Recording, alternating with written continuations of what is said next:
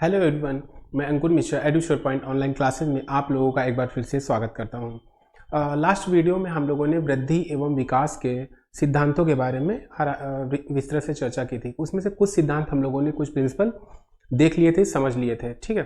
तो उसी के आगे जो रिमेनिंग प्रिंसिपल बचे थे, आज हम लोग उनको समझने की और जानने की कोशिश करेंगे, ठीक है। आइए देखते हैं। हम लोगों ने यहाँ तक देखिए,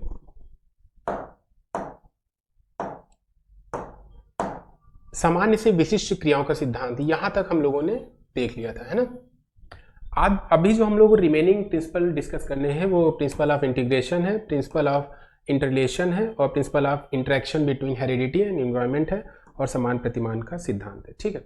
तो सबसे पहले देख लेते हैं एकीकरण का सिद्धांत यानी प्रिंसिपल ऑफ इंटीग्रेशन। अब देखिए, जो प्रिंसिपल ऑफ इंटीग्रेशन है, ठीक है, इसको समन्वय का सिद्धांत भी कहते हैं। समन्वय का सिद्धांत क्यों कहते हैं अभी बता रहे हैं। प्रिंसिपल ऑफ इंटीग्रेशन ये कहता है कि जो बालक है वो पहले अपने संपूर्ण अंग का प्रयोग करता है, ठीक है। सपोज अगर पेन पहले उठाना है, अभी जब मैंने उस सामान्य से विशिष्ट क्रियाओं की हम चर्चा कर रहे थे उस सिद्धांत की, तो उसमें मैंने बताया था पहले हाथ पूरी बॉडी को हिलाएगा, फिर हाथ, फिर आगे, ठीक है। तो इसमें क्या है, जो एकीकरण का सिद्धांत है प्रिंसिपल ऑफ इंटीग्रेशन, इसका मतलब ये होता है पहले बच्चा अगर किसी चीज को पकड़ना है तो पहले पूरा हाथ को हिलाने की कोशिश करेगा, ठीक है, क्योंकि उसको उसका उंगलियों पे कंट्रोल नहीं होता है। पूरे इस पार्ट पे कंट्रोल है लेकिन उंगलियों पे कंट्रोल नहीं। क्यों नहीं है? क्योंकि आपको पता होगा हम लोगों ने इससे पहले एक सिद्धांत डिस्कस किया था, प्रॉक्सिमो डिस्टल, है ना, सीक्वेंस। प्रॉक्सिमो डिस्टल सीक्वेंस का मतलब है कि जो सेंट्रल से दूर की तरफ जो डेवलपमेंट होता है, तो सेंट्रल से जब दूर की तरफ होगा यानी अभी हो सकता है यहाँ तक की डेवलपमेंट हुआ हो और आगे फिंगर्स में उतनी दृढ़ता मजबूती ना आई हो, इसलिए उसका फिंगर्स पे कंट्रोल नहीं रहता है due to proximodistal sequence, ठीक है। इसी कारण से अब इस सिद्धांत का मतलब क्या है इंटीग्रेशन का, प्रिंसिपल ऑफ इंटीग्रेशन का, कि जब किसी पेन को उठाना होता है तो पूरा हाथ वो मारता है उस पर। क्यों? क्योंकि उंगलियों का कंट्रोल उस पर नहीं होता है।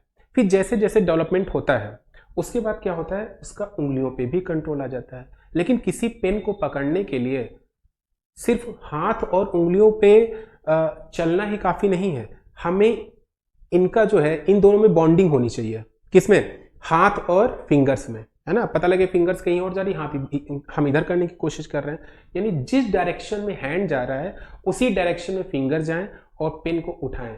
यानी कि कहने का मतलब यह है पहले हैंड पे कंट्रोल, फिर फिंगर्स पे कंट्रोल, फिर फिंगर और हैंड में एक जो समन्वय की स्थिति है ना, वो बनना बहुत जरूरी है, ठीक है। कोरिलेशन, एक मतलब बॉन्डिंग हैंड और फिंगर्स में जो बॉन्डिंग होनी चाहिए, तभी आप पेन को उठा पाएंगे। ये कहता है प्रिंसिपल ऑफ इंटीग्रेशन, एकीकरण का सिद्धांत, यानी एक हो जाना।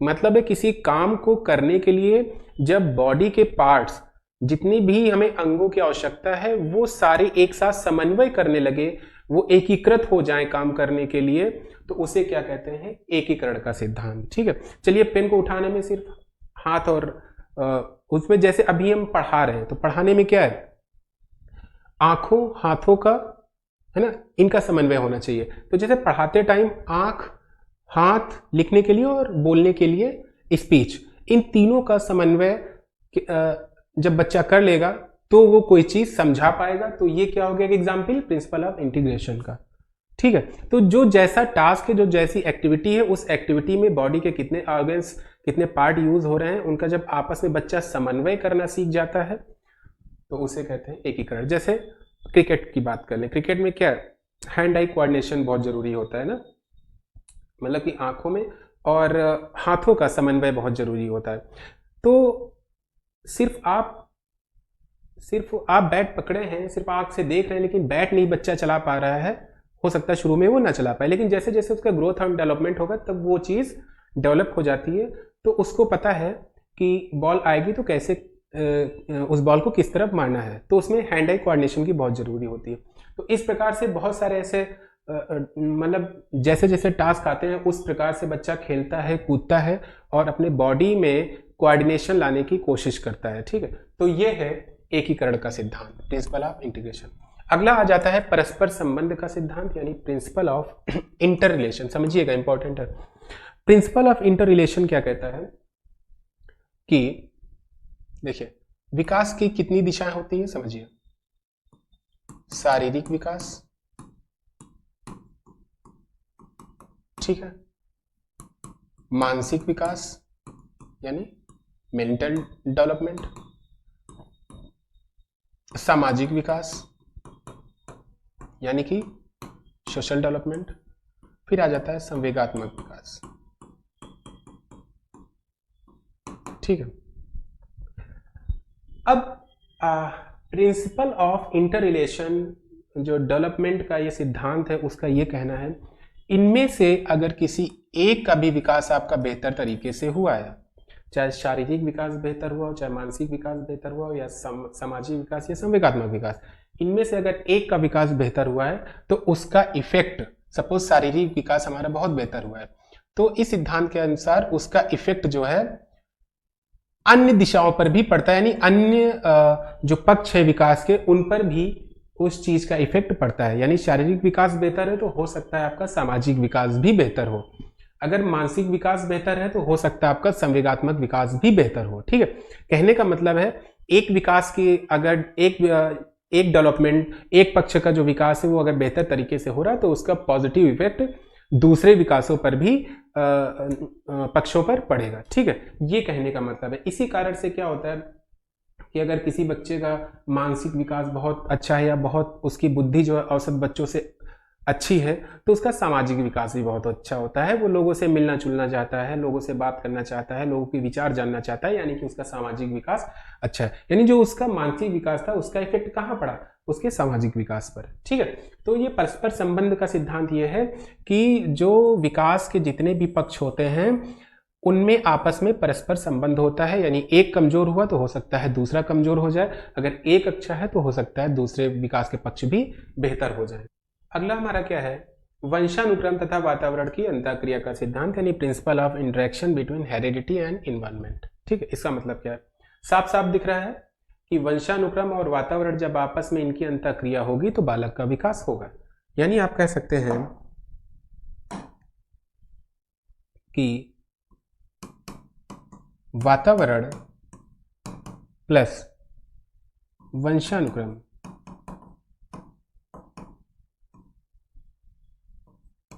ठीक है इज इक्वल टू बालक का विकास।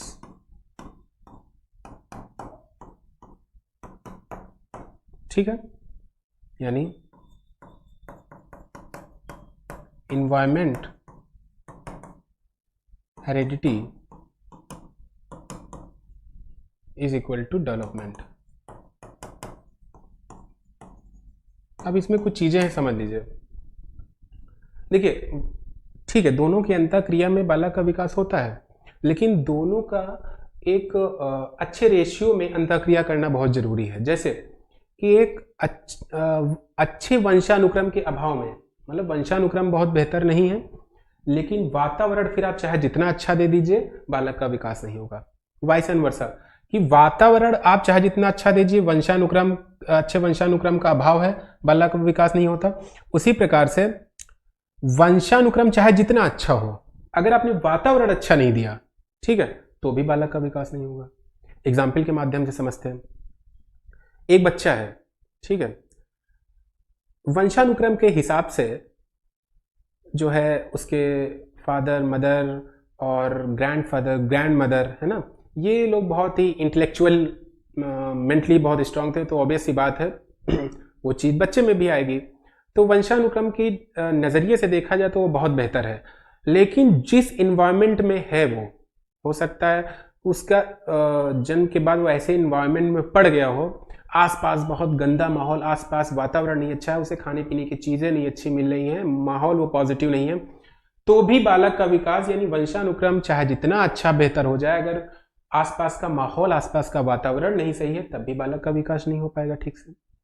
दूसरी तरफ वातावरण आप चाहे जितना अच्छा दे दें, वंशानुक्रम बहुत बेहतर नहीं है, तब भी बालक का विकास ठीक तरीके से नहीं हो रहा है, ये कहना है इस सिद्धांत का।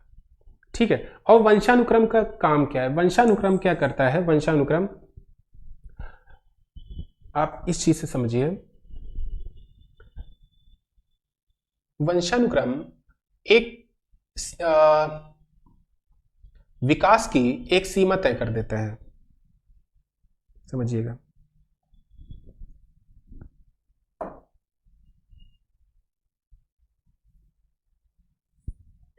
कोई बच्चा है, ठीक है, उसके परिवार में सपोज एक पर्सन ए, बी, सी, ठीक है, 3 पर्सन है। सी का डेवलपमेंट यहां तक हुआ है, ठीक है, ग्रोथ एंड डेवलपमेंट, बी का यहां तक, ए का यहां तक। तो वंशानुक्रम क्या करता है? एक जो अपर लिमिट है वो तय करता है विकास की। ठीक है, सपोज ये ग्रैंडफादर थे, तो ग्रैंडफादर जितने इंटेलेक्चुअल रहे होंगे उस बच्चे का मैक्सिमम विकास वहीं तक हो सकता है, यानी उससे ज्यादा नहीं हो सकता। यानी कहने का मतलब है वंशानु हेरिडिटी का मतलब ये यहां पे इस सेंस से आ जाता है कि उस फैमिली में जो सबसे इंटेलेक्चुअल बंदा होगा या ऐसा बंदा जिसका ग्रोथ एंड डेवलपमेंट बहुत बेहतर तरीके से है, बहुत बेहतर तरीके से हुआ है, तो वो उसकी अपर लिमिट है। उसमें उस परिवार में बहुत से ऐसे लोग भी होंगे जिनका ग्रोथ एंड डेवलपमेंट बहुत कम होगा, जैसे सी, सपोज ये भी कोई मेंबर है उस फैमिली के, है ना। तो वंशानुक्रम का रोल यहां पे क्या हो जाता है कि वो अपर लिमिट लेके चलता है कि अगर कोई बच्चा है, न्यूबॉर्न बेबी है, ठीक है, तो उसका ग्रोथ एंड डेवलपमेंट ए के बराबर हो सकता है, यहां तक वो जा सकता है, लेकिन कब? साथ में वातावरण भी अच्छा दिया जाए। अब वातावरण क्या करता है? वातावरण जो एनवायरमेंट है, वातावरण इसी लिमिट के बीच में विकास के अवसर और संभावनाओं को तलाशना शुरू करता है, जिससे उसको वहां तक पहुंचाया जा सके। बात समझ में आ गई कि वंशानुक्रम का काम क्या है? वंशानुक्रम का काम है कि उसकी फैमिली में या बहुत पीछे पीढ़ी में, है ना, उसके जो भी कोई ऐसा पर्सन होगा जो उस परिवार में सबसे बेहतर होगा, तो कहने का मतलब है वहां तक इस बच्चे का डेवलपमेंट हो सकता है, ठीक, उससे ज्यादा नहीं हो सकता है। ठीक है, वहां तक वो अपर लिमिट गई तो वहां तक उस बच्चे का डेवलपमेंट हो सकता है, और लेकिन ये तभी हो सकता है जब वातावरण बहुत बेहतर तरीके से दिया जाए। इसलिए वंशानुक्रम प्लस वातावरण की अंतःक्रिया के बाद ही बालक का विकास हो पाता है। अब लास्ट आ जाता है समान प्रतिमान का सिद्धांत, यानी principle of uniform pattern. Principle of uniform pattern, इसको समझ लेते हैं। देखिए,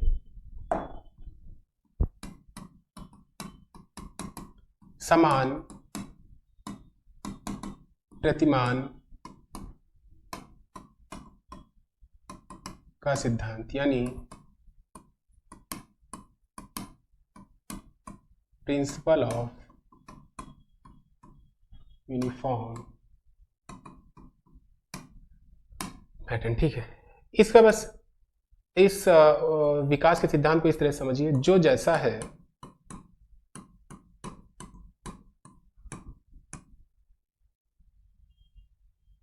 उसके बच्चे भी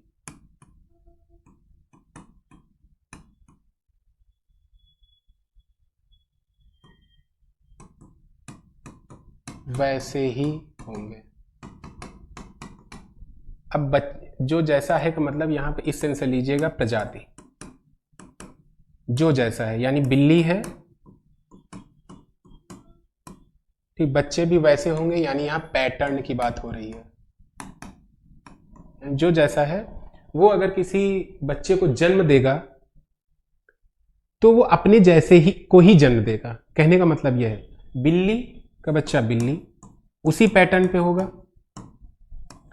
कुत्ते का बच्चा कुत्ता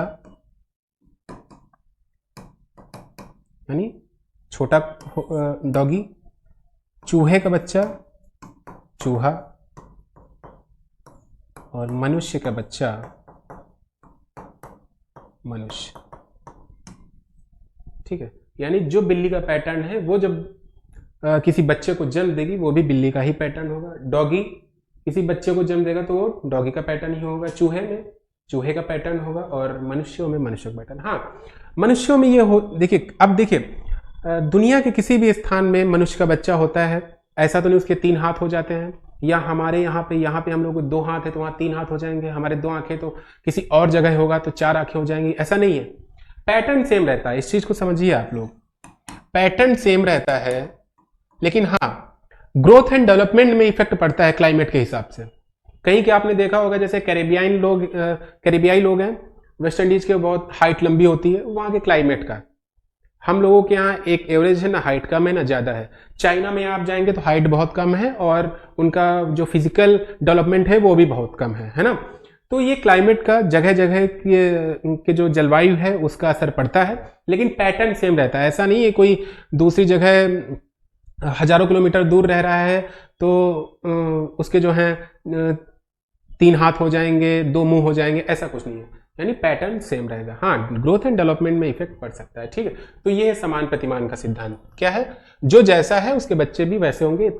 इस चीज को याद रखिए, बच्चे भी वैसे होंगे, इसका मतलब यहाँ पैटर्न की बात हो रही है, ठीक है। तो आज हम लोगों ने जो रिमेनिंग प्रिंसिपल थे ये समझ लिए, ठीक है। तो आज के लिए इतना ही रखते हैं। वृद्धि और विकास क्या होता है ये जान लिया, वृद्धि विकास के जो सिद्धांत है उसको जान लिया। अगर कोई कंफ्यूजन है, कोई डाउट है तो आप लोग कमेंट बॉक्स में उसको लिखिए, उसको भी दूर किया जाएगा, ठीक है। वीडियो देखने के लिए थैंक यू वेरी मच।